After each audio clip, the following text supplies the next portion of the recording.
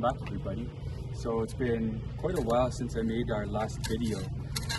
In that time we've been working really hard with our team here to restore this land, and I wanted to provide an update anyways with what's been going on. So I think the first thing that you can see that stands out is this fence. This is not only, this is really a retaining wall rather than a fence, and essentially the berm on the other side of this that now has some almost fully grown tobacco plants. This is some of the biggest tobacco I've ever seen, and it really speaks to the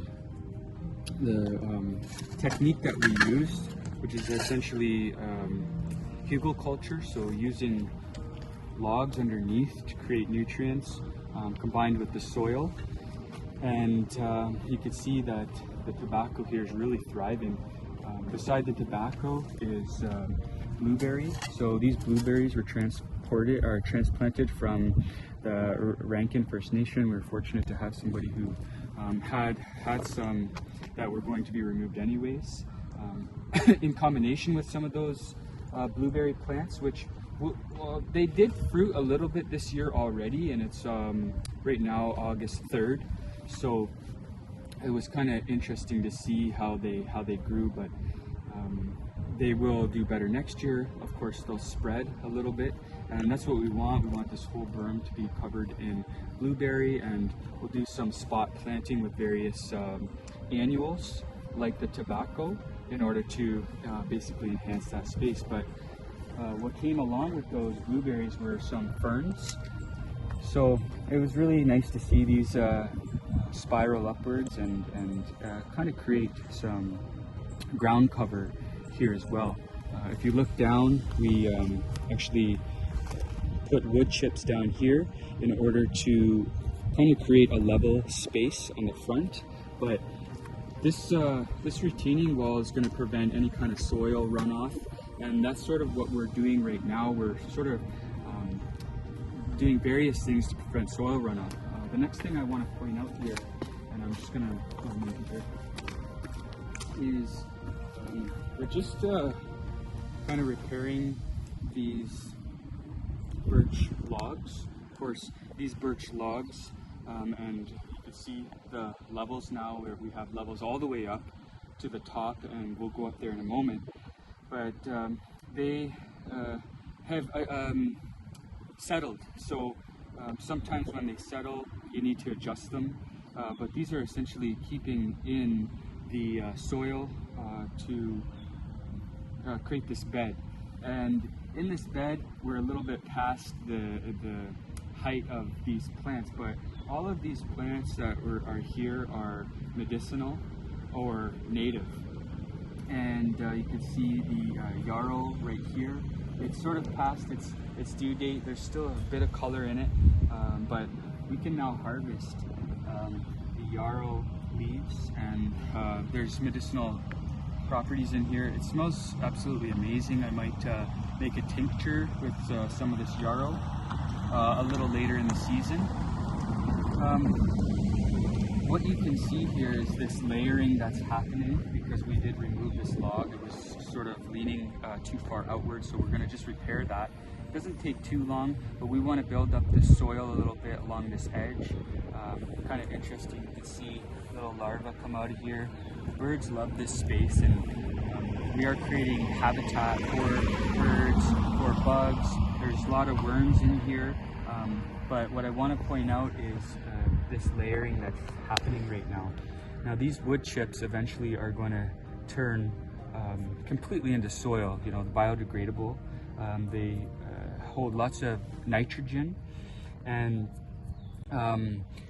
while we did spot planting on the top here and tried to create sort of a mirror image on both sides, all the way up and all the way on each of the beds, I wanted to see how well some of these plants do so that I could plan for future planting next season.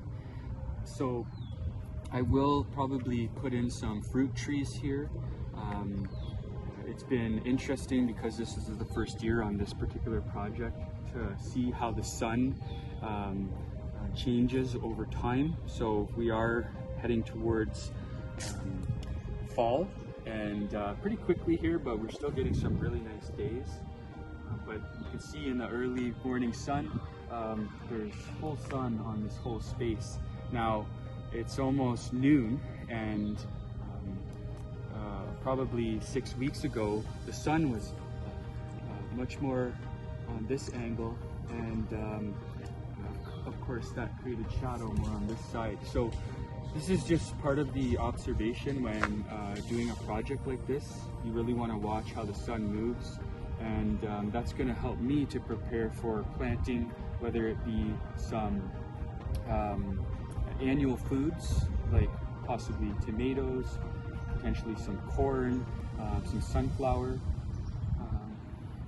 I also want to add in some perennials, so more wildflowers. Okay, these wildflowers are going to have a pretty deep root system. That means they're taking a lot of carbon out of the atmosphere, and eventually this whole space will be filled out. The thing I wanted to mention was that the purpose of these wood chips is not to keep having wood chips over and over each year, but eventually this is going to turn to soil, and that's what I want. It's going to be nice, rich soil. We will add some compost and some other fertilizing materials in here over time, but eventually you really won't see any of the wood chips because this will just be fully planted. And one of the other things to take into consideration is the height of the plants that we plant. Now these yarrow, they could grow quite a bit higher, and you can see in the background the lupin. It's obviously past the season. It's actually gone to seed, which is really good because now I can harvest some of these seeds, and I can show you. Here's one of the seed pods, and save these seeds and share them, but also save them for next season so that I can plant some more yarrow. They just flew out, but there you can see the lupin seeds, sorry, right there. So that's really exciting. This will also seed. All these plants will eventually go to seed. You can see the blazing star, the pink one up there. There's also a white blazing star. I will harvest seeds from these. I know that they do pretty well. There's butterfly bush there. Each of these native plants, including the catmint, it will go to seed, and it will allow me to harvest some of that seed and plant some more over time.